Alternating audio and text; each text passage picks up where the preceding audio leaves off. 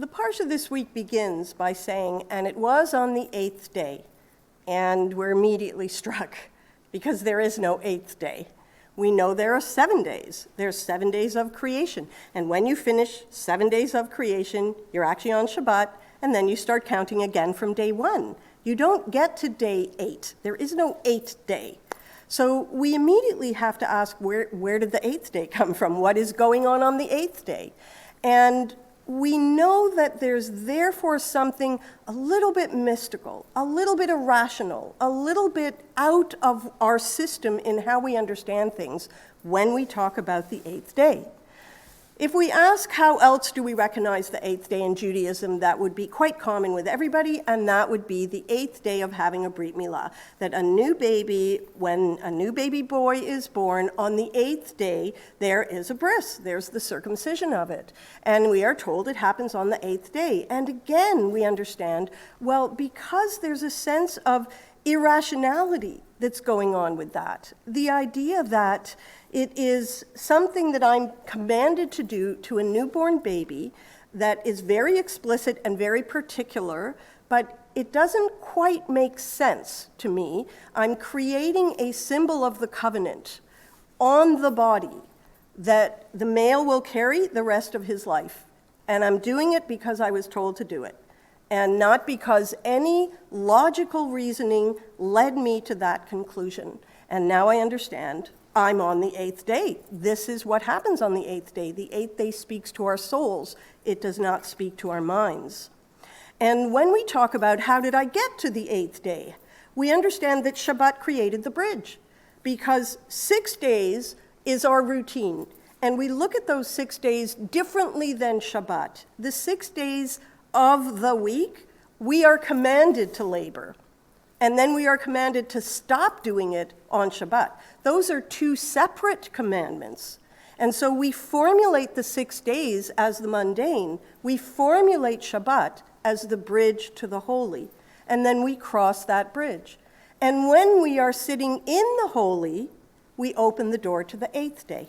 And that becomes that step beyond, that step from holiness into the irrational.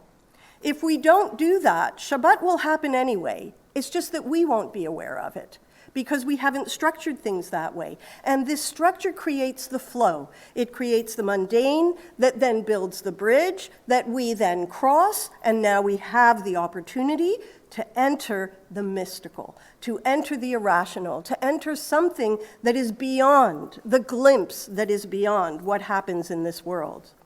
On Shabbat, we can cross that bridge. It's the 7th day, the goal of our week, but it creates the opportunity to open to the 8th. And if we cross into the 8th day, then we understand that we are going to be talking about things like circumcision. The idea that we are outside the rational. I'm taking this new baby that I adore and I have sworn to protect, and now within 8 days, someone is going to bring a knife to that newborn, and they're going to physically change them forever, and they're doing it at my behest as a parent, and it's irrational. It's going to speak to me enormously, but it is not going to speak to my mind. It's the 8th day. When we move on from there and we look at the Parsha and we say, okay, what else is going on in that 8th day? We understand that the Torah is talking about kashrut, the laws of what we are permitted to eat and not permitted to eat. And kashrut absolutely sits in the irrational. We're never going to have the aha moment. So if somebody comes and says, could you explain to me about kosher animals and which ones the Torah says we can eat? And I'm going to say, okay, well, if the animal has a split hoof and chews its cud, so it has a complex digestive system with at least 2 stomachs, we're good. I can eat that one. They're never going to sit there and say, oh, it's not going to have the aha moment. It's not going to have the light bulb going off saying, oh, now it makes sense. It's simply not going to make sense. And especially when we talk about scales and fins, and then, of course, we're going to enter a dialogue through Jewish history about what kind of scales are we referring to, because some fish are born with scales, but when they mature, the scales drop off. Is that okay? And then we have a list of birds, and the truth is, some of the words that are on that list, we're not exactly sure in the modern world, how do I translate that word? Because it's irrational. I'm not going to be able to unpack it and resolve it that way. It speaks to my soul, even though it is food for my body.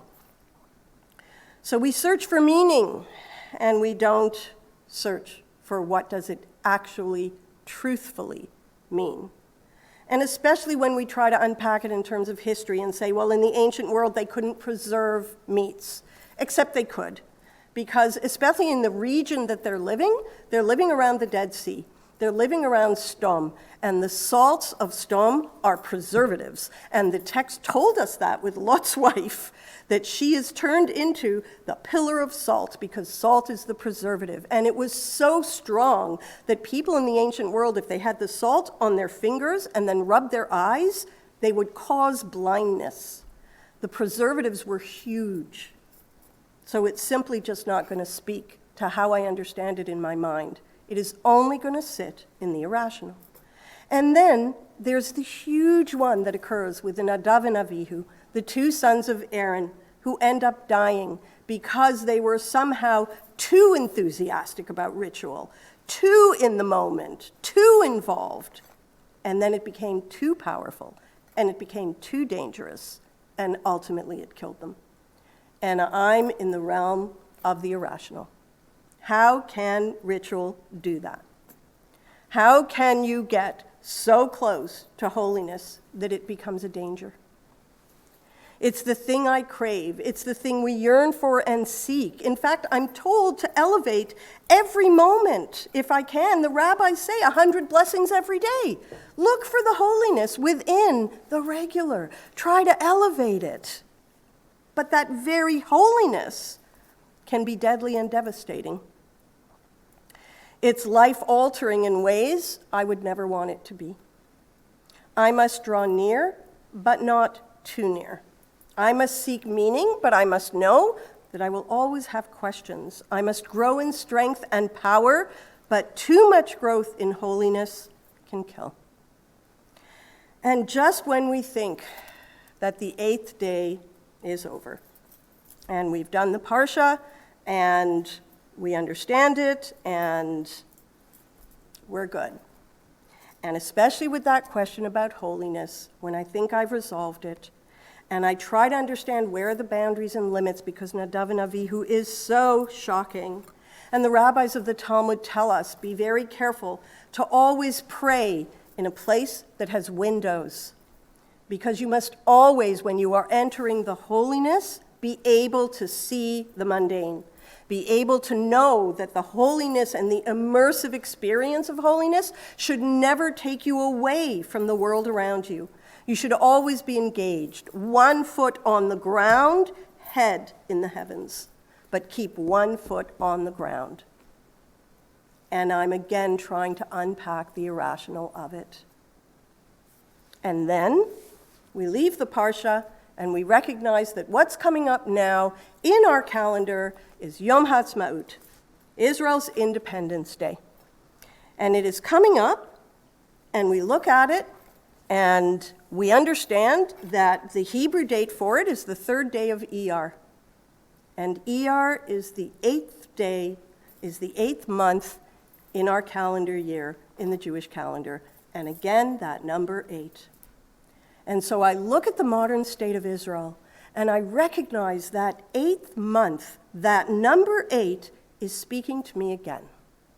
And I understand that Israel and everything it represents will speak differently to my mind than it speaks to my soul.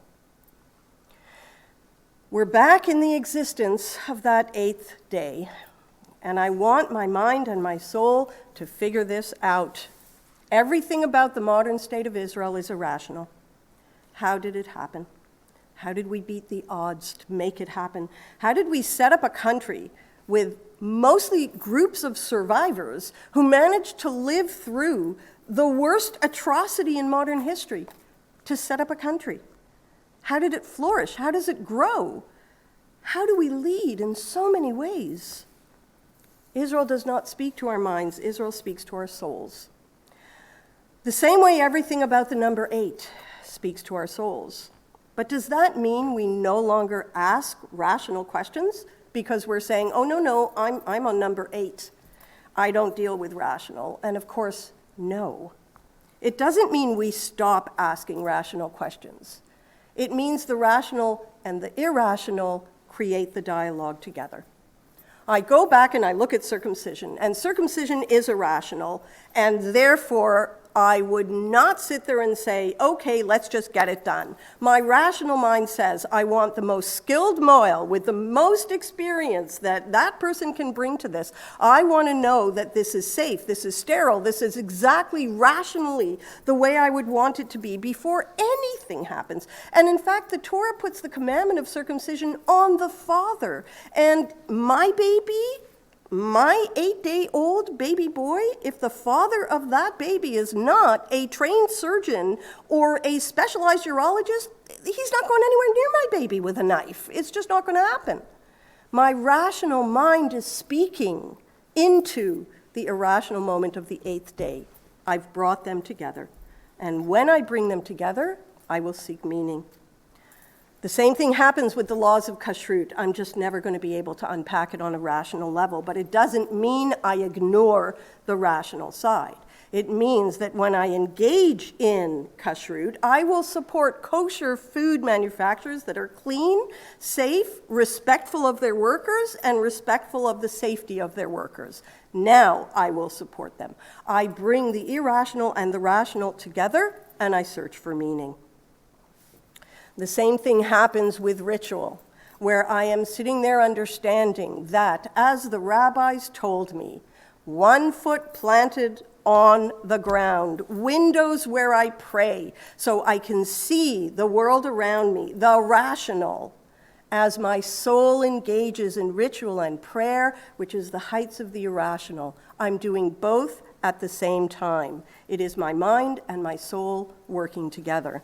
And when we come to Israel, and that question of the modern state of Israel, after 2,000 years of tears, of exile, we now have children born into a world where Israel already exists. It's unique, it's fantastic in the modern world. It speaks to our souls. We revel in its existence. But our rational minds will look at it and question some of its policies and some of its laws. We struggle with trying to find a model for a modern Jewish state in a modern world when no such thing has ever existed before. And so we carefully try to find our way. Our souls rejoice as our minds know we need to learn how to do this. How to keep within our Jewish values our sense of peoplehood and an increasing global village that is searching for connections. We've got to figure it out. We've got to learn how to do it. Israel sits in the Jewish number 8. But as with all things that sit there, when my mind and my soul work together, I transform things in a way I never knew I could.